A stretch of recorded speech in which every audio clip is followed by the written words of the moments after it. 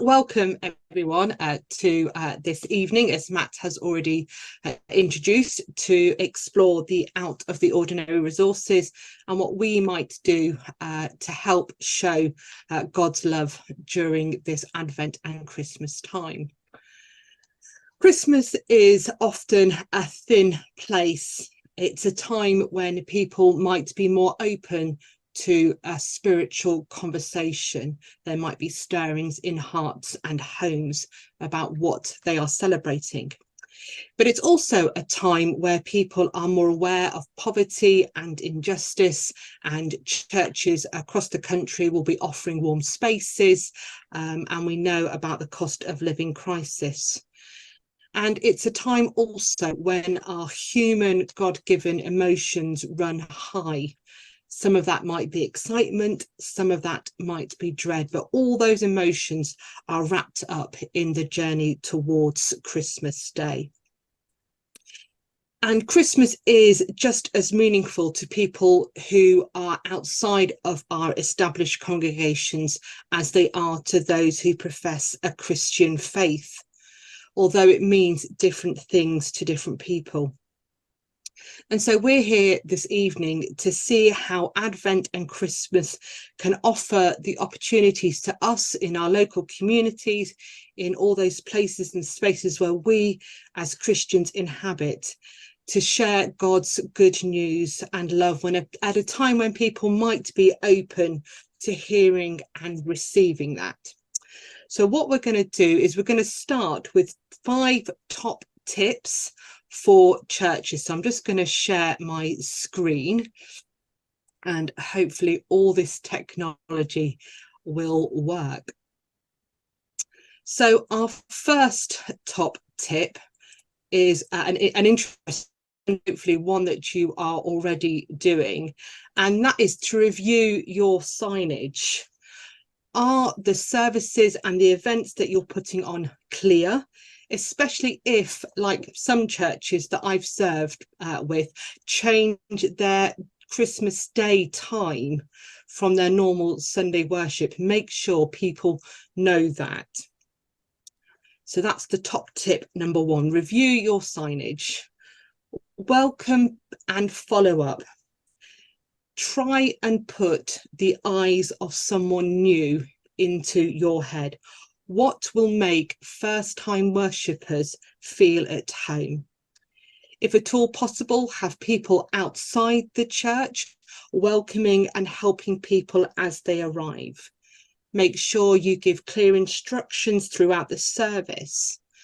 Perhaps you can also collect the people's contact details so that you can invite them back after Christmas to get to know one another, or let them know about future events. Go to the neutral spaces. Could you host a Christmas quiz or go carol singing in a local coffee shop or a local pub? Could you possibly give mince pies out at your school gates? Or perhaps you could offer a gift wrapping service if you're on a high street, or easy access for people to come in with their gifts that they've bought to have someone wrap them. And while you're doing that, you can have conversations around who the gift is for and how people are feeling in the run-up to Christmas. Share the good news. Now, I'm aware that not everyone wants to be evangelists, but the Methodist Church has published these wonderful postcards where people can scratch off the silver wrapping and see the message behind it. Perhaps you can give out a goodie bag to everyone who attends your events. And Matt will post the link for those publishing ideas that the Methodist Church has already supplied to us. But also perhaps agree as a church what your simple message is that people can share in an easy and friendly way. And then tip number 5 is go digital. If you're on Facebook or TikTok or all the other social media platforms, the Methodist Church is going to be launching a Christmas campaign, and you can like and share and comment on that resource. If possible, maybe you could live stream some of your evening services, especially if the weather is dark and you're not necessarily on an easy accessible high street. And then there is the daily Advent reflections that will run from the 3rd to the 24th of December. Again, maybe you can link your Facebook church page and promote that through there. So they're the 5 top tips for churches. The next 5 are community ideas, and these have come from my wild and wacky brain. So, having seen people already in their Christmas jumpers, perhaps you could create a Christmas jumper choir. Now, Christmas Jumper Day is the 8th of December. So can you gather outside a local shop or supermarket and invite people who are wearing Christmas jumpers to come and join you carol singing? Or maybe they can request a carol they would like to be sung. Shepherd on the Search. This is an alternative to Elf on the Shelf.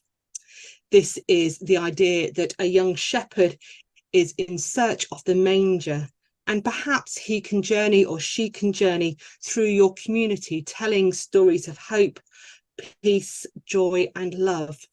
So maybe you can knit a shepherd or create a shepherd, and again, post their stories as they go in search of the newborn king.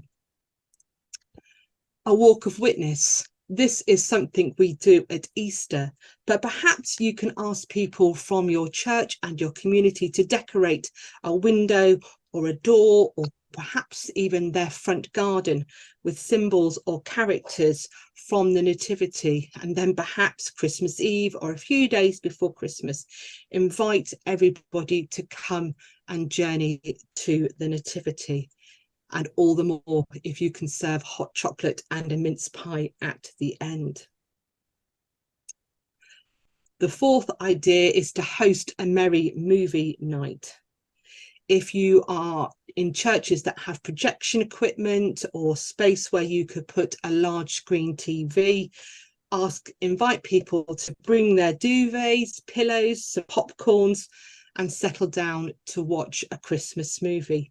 You will need to check that you have the correct CCLI and performance licenses, but they are incredibly helpful, and you can apply for temporary licenses, which are slightly discounted. And then my final idea for your community is to transform a local space. As a church or even as a street, where is the most ordinary place in your community? Where is neglected or often overlooked? And then consider, what extraordinary thing might you be able to do with it, and for whom? My note here says, forget guerrilla gardening. How about creating a bauble buzz? Somewhere where you can go all tinselled out and turn an ordinary space into something extraordinary. My advice to you is to keep it local. You, best of all, know your context and try and get people involved. They will help you, they will support you, and they will offer ideas that I or others will never think of. So get your local community involved. And then we've got 5 ordinary prayer ideas. So could you help people pray with their Christmas cards? Let them choose a Christmas card each day and pray with their eyes. As they look upon the image that is depicted on the card, encourage them to think about what's stirring in their hearts. And as a reminder, also pray for your postie. Shop or house windows. Could you produce thank you cards with the Irish blessing on it? These links we will put in the resource pack afterwards, that thank the people in your streets for the light that shines, to say thank you for bringing cheer to your community. How about praying with newspapers and magazines and asking people in their homes or at schools that when they've read a story that resonates with their hearts, perhaps they cut it out and create a Christmas angel or paper chains that they can hang in their homes as a reminder of the news that they have prayed for. For someone a little younger, teaspoons are a great prayer prompt. This is the opportunity that whenever you use or see a teaspoon, you're encouraged to say thank you, sorry, and please. And then finally, fairy lights. Before you turn on your Christmas tree lights, whether that be in the morning or in the evenings, pray that the light of Christ might rest in your heart, in your home, in your neighbourhood, and in the world. You pray that every time you turn on your Christmas tree lights. All of these are easy ways for some, maybe more difficult for others, just to say that we are thinking about how to be out of the ordinary. And we will post these on the website for you to look at a little bit later. This is all about making connections with people. And as the New People for New Places pioneer, the opportunity at Christmas is to make new relationships. And so I want to offer some ideas for pilot groups that might come under our New People for New Places remit, having had this work done. So the first is Art at Advent. Could we gather a group that uses resources from across the globe or across the genres and art periods, and then share with them and explore with them what that image means? What's the Bible trying to tell us in that image? What is the relationship between the artist and the Christmas story?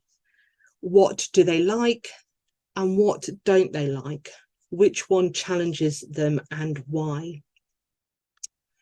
The next pilot group could be a film or TV group. Lots of regular Christmas series offer Christmas specials. Again, questions can cover what do you like? What would you say are the main themes? Which character is most like you?